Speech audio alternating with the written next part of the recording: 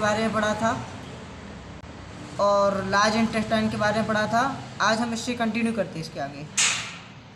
जैसे कि large intestine के बारे में आपको जानकारी है कि छोटी आँत से छोटी होती है परंतु मोटी होती है। ये इसकी साइज़ क्या होती है, कम होती है। इसकी साइज़ की बात करें तो लंबाई इसकी 1.5 मीटर होती है। और जो हम जल व दवाइयों का अवशोषण करते हैं, जो जल व दवाइयाँ लेते हैं, इसका एब्जॉर्प्शन कहाँ पर होता है, बड़ी आंत में होता है। ग्लूकोज का अवशोषण भी यहीं पर होता है। जो ग्लूकोज लेते हैं हम भोजन के द्वारा ग्लूकोज लेते हैं, ठीक है ना। जो भोजन कार्बोहाइड्रेट लेते हैं उसमें ग्लूकोज की मात्रा जो भी होती है उसका एब्जॉर्प्शन आपका लार्ज इंटेस्टाइन में होता है। और कुछ भोज्य पदार्थ ऐसे होते हैं जो आपका जिससे हमको एसिड प्राप्त होता है, जैसे फॉलिक अम्ल निकलता है, उनका अवशोषण भी संश्लेषण भी इसी से होता है। अब बात करते हैं इसके पार्ट। इसके 3 पार्ट होते हैं, सीकम, कोलन, रेक्टम। सीकम एक ऐसा पार्ट है इसका जहाँ पर जल व ठोस भाग अलग अलग कर दिया जाता है।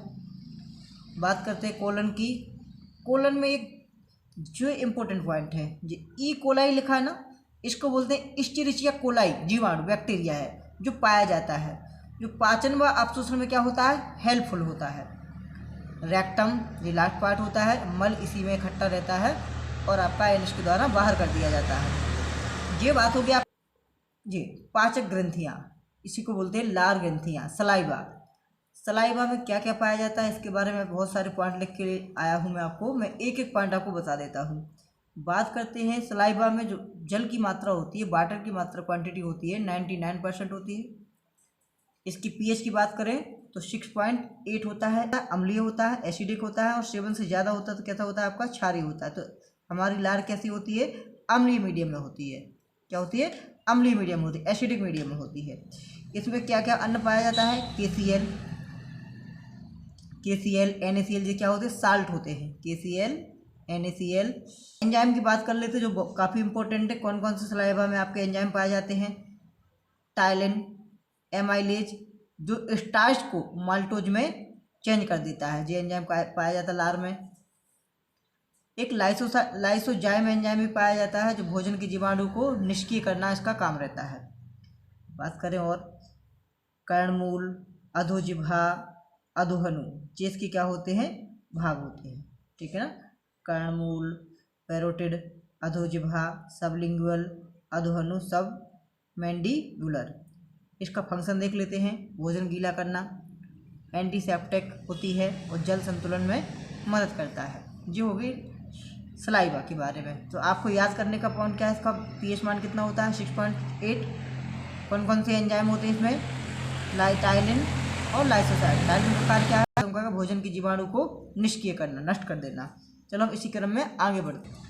लीवर, लीवर आप सभी जानते हैं कि हमारे शरीर की सबसे बड़ी नियंत्रण का कार्य करती है।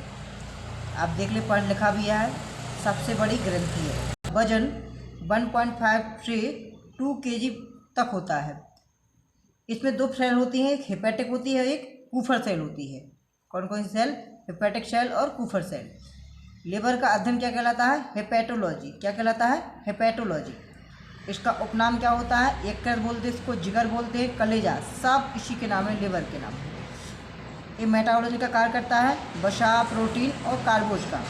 केमिकल फैक्ट्री भी कहते हैं इसको। क्या बोला जाता है लीवर को, केमिकल फैक्ट्री भी इसी को कहा जाता है। और बात करते हैं रोग, पीलिया रोग होता है, लीवर सिरोसिस रोग होता है इसमें, ठीक है ना। संग्रह, एक का संग्रह क्या क्या संग्रह कर सकती है, तो vitamin B1, B6, B12, glycogen, iron और कॉपर का संग्रह होता है यहाँ पर। संश्लेषण, विटामिन A का संश्लेषण करता है, जिसमें हेपेरिन भी होता है इसमें संश्लेषण के लिए। उत्सर्जन, अमोनिया, यूरिया का उत्सर्जन करता है। सुरक्षा, एंटीबॉडी, एंटीटॉक्सिन बनाती है जिस शरीर में। निर्माण, थ्रोम्बोप्लास्टिन का निर्माण, प्रोथ्रोम्बन का निर्माण, प्लाज्मा, RBC, पित्तरस इत्यादि का ये निर्माण करता है लीवर। चलो इससे आगे और बढ़ जाते हैं। वो बनता है कि शरीर की सबसे बड़ी ग्रंथि कौन है, आप कह सकते हैं लीवर शरीर की सबसे बड़ी एंडोक्राइन ग्लैंड है, आंतरिक, ठीक है ना, आंतरिक ग्रंथि है जी आपकी। चलो और इसका कहलाता है पित्तरस की, बाइल डक्ट। क्या कहते हैं इसको, बाइल डक्ट कहते हैं। इसका निर्माण कहाँ होता है, यकृत में होता है। पाचन और अवशोषण में हेल्प करता है। लाइपेज को सक्रिय करता है, एक्टिव करता है। वसा का पायसीकरण करता है। भारी धातु व कोलेस्ट्रॉल का उत्सर्जन। हवा में घुलनशील विटामिन ए, डी, ई, के। संग्रह कहाँ होता है इसका? पित्राशय में होता है। कहाँ होता है? पित्राशय, पित्रस का। पित्रस में बिलिरुबिन जो पीला होता है ना, बिलिरुबिन के कारण होता है। इसका पीएच मान 8.5 होता है, मतलब ये कैसा होता है? क्षारीय होता है, बेसिक होता है। बिलिवर्डिन जो हरा रंग होता है इसका, किसके कारण होता है? उसको बिलिवर्डिन कहते हैं, वो हरा होता है। चलो इतना समझ में आई होप।